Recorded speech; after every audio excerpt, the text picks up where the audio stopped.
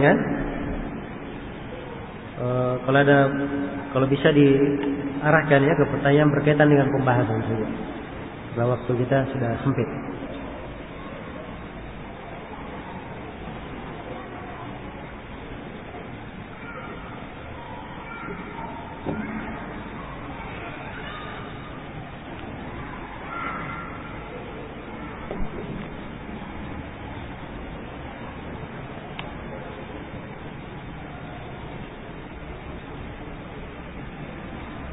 Apakah dari akidah dan keyakinan kaum Syiah kita bisa menyimpulkan bahwa mereka kafir? Ini kalimat memang kesimpulannya seperti itu. Cuma ingat ya, kesimpulan dibangun di atas apa? Dibangun di atas hukum-hukum, dibangun di atas bukti-bukti. Ya. Karena itu termasuk hal yang saya anggap kurang tepat. Kalau seorang ditanya tentang Syiah, langsung dia katakan Syiah itu kafir. Ini saya kira kurang tepat dan kurang cocok. Kalau dia ditanya tentang Syiah, dia terangkan saja bahwa Syiah itu, ya, mereka keimanannya kepada Allah begini, kesyirikannya begini. Ya, Al-Quran mereka katakan begini. Dia sebutkan kekafiran Syiah. Dan seorang Muslim yang mendengar tersebut, mereka akan memberikan hukum sendiri. Tidak perlu dia berbicara. Ya. Jelas ya. Tapi memang kesimpulannya yang ditegaskan tidak ada silang pendapat memang di kalangan ulama bahwa Syiah Rafidhah hukumnya apa? Hukumnya kafir. Baik.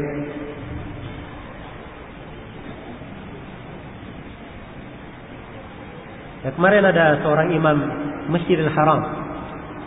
Ya. Pernah diangkat jadi imam 1 bulan. Cuman imamnya ini dia hanya sekedar imam tapi kurang dalam pengetahuan juga. Diwawancarai di sebuah televisi, kalau saya nggak salah BBC London yang wawancarai. Di wawancara tersebut dia ditanya, bagaimana sikap Anda, keyakinan Anda terhadap orang-orang Syiah? Dia menjawab ringkas, keyakinan saya terhadap kelompok Syiah khususnya ulama mereka adalah kafir. Ya, titik sampai situ saja. Ya, dan ini jawaban memang tidak tepat, bahkan sangat tidak tepat, apalagi di hal yang diliput oleh banyak orang-orang yang tidak mengerti Syiah, kadang ada yang syubhat dan seterusnya. Apa yang terjadi? Ya, dengan ucapan itu, satu kalimat ini, dia didemo di beberapa negara, terutama di Iran, di Pakistan. Ya, mendemo.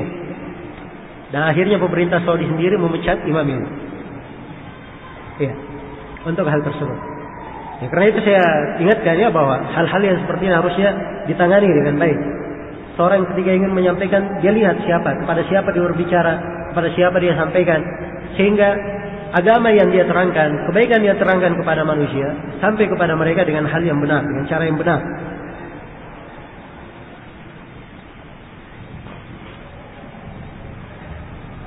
Bagaimana dengan kaum Khawarij, Mu'tazilah dan Murji'ah yang punya keyakinan menyimpang, tapi ulama tidak mengkafirkannya? Yaitu pembahasannya lain ya, pembahasannya lain. Ya, karena setiap keyakinan menyimpang itu mengeluarkan dari keislaman. Karena itu para ulama berkata bid'ah terbagi dua. Ada bid'ah yang mengeluarkan dari keislaman, ada bid'ah yang tidak mengeluarkan dari keislaman. Ya.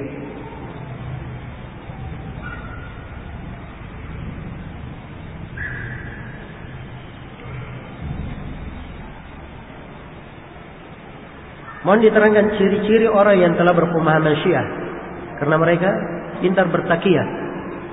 Ya. Ciri-ciri apa yang dimaksud? Apakah dia punya tanduk, punya ekor, punya? Kalau ciri-ciri seperti ini ya kita nggak punya ya, dari masalah pakaian dan seterusnya. Tapi mungkin di praktek ibadah ada membawa pasir Karbala dan semisal dengan itu mungkin kelihatan. Tapi kalau keyakinan itu dilihat dari bicara dia, apa yang dia terangkan. Ya. Kalau dia lebih banyak menyebut Ahlul Bait, yang mengunggulkan Ahlul Bait, ini ciri. Itu ciri. Ya.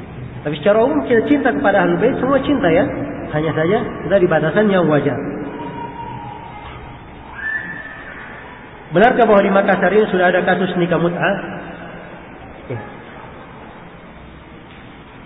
Ini Penanya ini ketinggalan zaman ya. Ketinggalan berita. Ya, dan ini kejadian sudah banyak yang sudah menjadi rahasia umum. Ya, bahkan tokoh mereka Jalaluddin Rahmat di wawancara mereka yang terakhir kemarin membanggakan bahwa Makassar adalah kota yang kedua Syiah terbesar di Indonesia. Ya.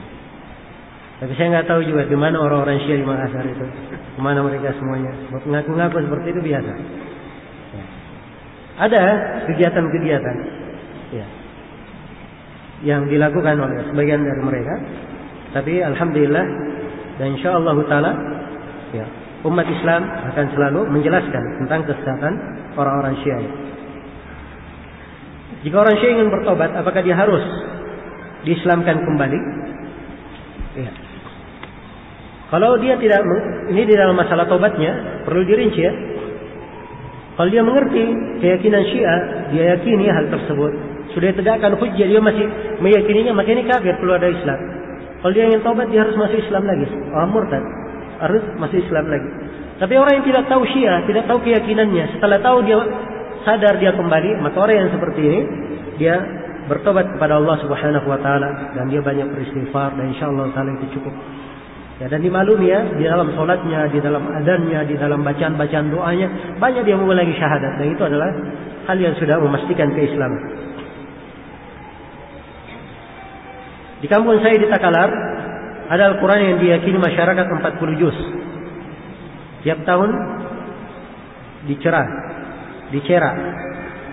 Ya. Ini keyakinan 40 juz ini macam-macam ya.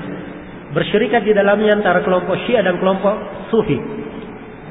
Ya, sebab Syiah berkata Al-Quran itu ada zahirnya, ada batinnya. Orang-orang Sufi juga berkata begitu. Al-Quran ada zahirnya, ada apa? Batinnya. Ya. Karena itu sebagai orang Sufi bilang Al-Quran itu 40 juz.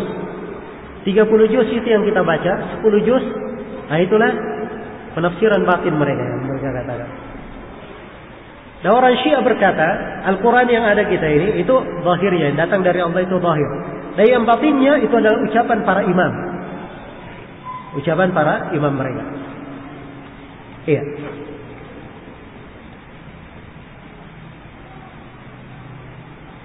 Apakah orang-orang Syiah juga ada sholatnya sebagaimana orang-orang Islam sholat? Ya, mereka juga ada sholat. Ya, seperti yang telah kita terangkan tadi ya. Cuma sholatnya banyak perbedaan dengan sholat umat Islam dalam banyak hal. Dan ini perlu pembahasan lain ya.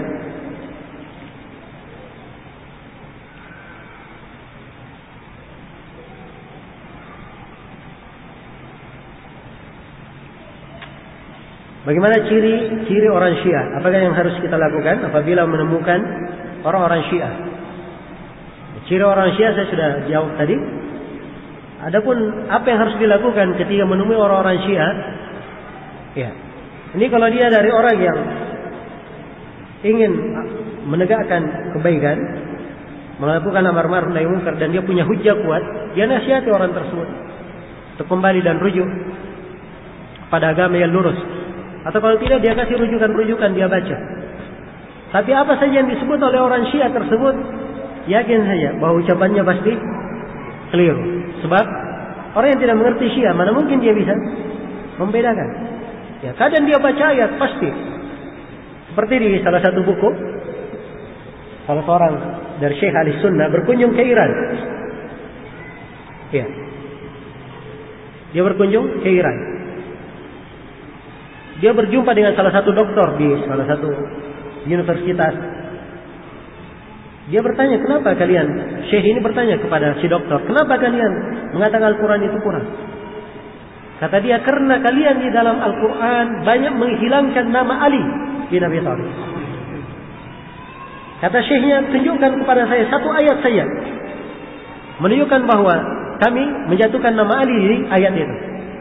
Kata dia, ayatnya Shadaqallahul Azim. Itu ayatnya. Shadaqallahul Azim. Itu asalnya katanya, ayatnya itu Shadaqallahul Aliyul Azim. Ada Ali sebabnya. Ya. Maka kata Syekhnya, itu ayat di surah apa? Di dalam Al-Quran itu yang ada cuma Shadaqallah. Itu aja. Shadaqallahul Azim di surah apa? Katanya ada di Al-Quran. Saya tidak ingat sekarang surah apa. Nanti saya cari dulu di komputer. Ya. Ini kisah ya, dia hikayatkan. Nanti saya cari dulu di komputer. Ya. Jadi mereka ini tidak memiliki dalil. Kalaupun bisa bicara seakan-akan mantap bicaranya, itu pasti di belakangnya apa? Ada keliru. Oh, ini di dalam Al-Quran. Oh, ini hadits riwayat Muslim. Seperti At-Tijani itu, dia sebut jelas-jelas hadits dalam bukunya. Lihatlah ahli sunnah berkata begini, haditsnya dalam riwayat Muslim. Itu hadits tidak ada di dalam Sahih Muslim. Ya. Muslim apa yang dia inginkan? Muslim dari kaum muslimin. Hah? Bukan Muslim, Imam Muslim periwayat hadits. Muslim, kalian semua Muslim. Kan begitu. Jadi Muslim dari kaum muslimin siapa saja. Ya. Nah, dan ini dari cara mereka berdusta dan keji di dalam berdebat.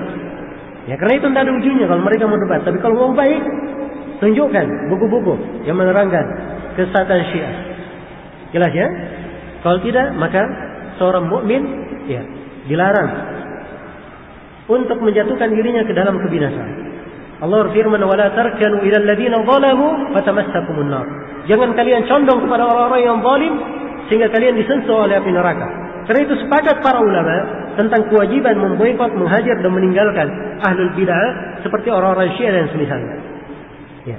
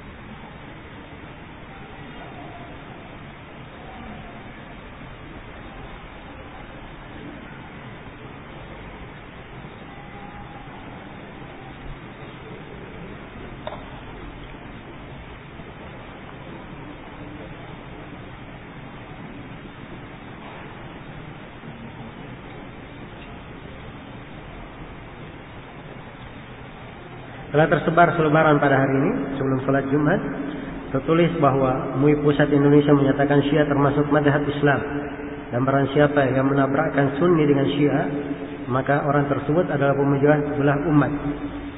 Mestinya Sunni dan Syiah harus bersatu. Disebutkan nama ketua MUI-nya. Kemudian dia juga mengatakan bahwa Sunni dan Syiah bersaudara karena sama-sama umat Islam. Ya, kita sudah sebut ya. Ya, sudah dibedakan antara dua agama berbeda. Berbeda antara agama Islam dan agama apa? Agama Syiah. Ada perbedaan. Dan ini terang bagi siapa yang telah mengikuti pembahasan kita. Iya. Dan alasan yang kita berikan untuk adanya orang-orang yang memberikan fatwa seperti ini, ya ini karena ketidaktahuan tentang mazhab Syiah. Iya. Kalau ingin bercerita tentang MUI itu banyak di banyak tempat. Dan di fatwa MUI sebelumnya yang lebih dahulu, mereka telah menyatakan kesesatan Syiah. Kesesatan Syiah. Ya, kenapa mereka mengambil dari satu orang saja? Dia atasnamakan seluruh MUI. Ya. Dan ini ketidakadilan. Ini dipakai kalau ada keperluan. Ya.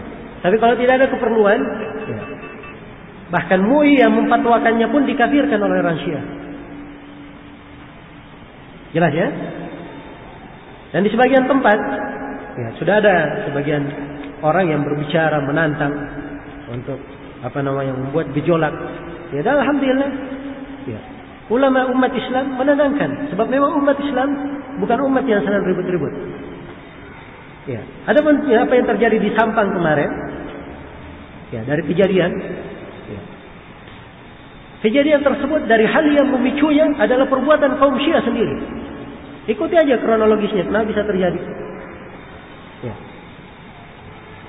Nah, jadi kalau ingin didamaikan atau ingin dikatakan tidak ada keributan, yang paling pertama yang harus diperbaiki orang-orang Syiah. Ya. Karena memang keyakinan mereka, seperti yang kita terangkan tadi, keyakinan yang mengarahkan kepada kerusakan, permusuhan. Kalaupun mereka menyuruhkan perdamaian, pendekatan, itu hanya makar saja. Ya. Beberapa puluh tahun kemarin di Azhar ada sekelompok ulama yang mungkin niat-niat mereka baik, ingin melakukan pendekatan dengan Syiah. Begitu mereka sudah serius, ternyata orang Syiahnya yang berkhianat. Ya. Jadi kalimat pendekatan itu sebenarnya hanya makar dari mereka. Ya, dan ini ada buku tersendiri menyingkap tentang seruan pendekatan at-taqrib baina sunnati wa Syiah. Pendekatan antara sunnah dan Syiah, sunni dan Syiah. Iya. Baik. Jadi harus dibedakan ya antara menerangkan kesesatan, penyimpangan, dan menerangkan tentang masalah hidup bersama. Hidup bersama dalam sebuah negara ada aturan, ada tuntunannya. Sebagaimana kita di negeri ini ada muslimin, ada orang-orang kafir. Ya, non muslim. Bersamaan dengan itu Islam ada syariat-syariat, aturan-aturan terkait dengan muamalah, interaksi kepada non Islam. Ya. Dan ini semuanya tidak mengganggu. Tidak terjadi kerusakan di belakangnya. Kecuali kalau ada salah satu dari kedua belah pihak yang melakukan tindakan-tindakan keliru, barulah terjadi apa yang kadang kita saksikan. Ya wallahu taala a'lam. Baik, ada beberapa pertanyaan lain tidak ada kaitannya dengan materi. Ya, jadi untuk sementara saya juga waktunya kayaknya sudah lebih dari yang disiapkan. Mudah-mudahan apa yang kita bahas di pertemuan pada sore hari ini ada manfaatnya untuk seluruh hadirin, dan saya berharap semoga apa yang kita terangkan pada pertemuan ini ada manfaatnya dan selalu menjadi bekal ilmu yang baik untuk kita semua. Innahu waliyyu dzalika wal qadiru alaih. Atas segala macam kekurangan saya mohon dimaafkan, dan sekali lagi saya berterima kasih kepada seluruh pihak yang menjadi sebab terselenggaranya acara ini. Semoga Allah Subhanahu wa taala memberikan untuk mereka pahala yang terbaik pada setiap ilmu dan kebaikan yang sampai kepada kaum muslimin. Innahu waliyyu dzalika wal qadiru alaih. Subhanakallahumma wa bihamdik asyhadu an la ilaha illa anta astaghfiruka wa atubu ilaik. Walhamdulillahirabbil alamin. Wassalamu alaikum warahmatullahi wabarakatuh.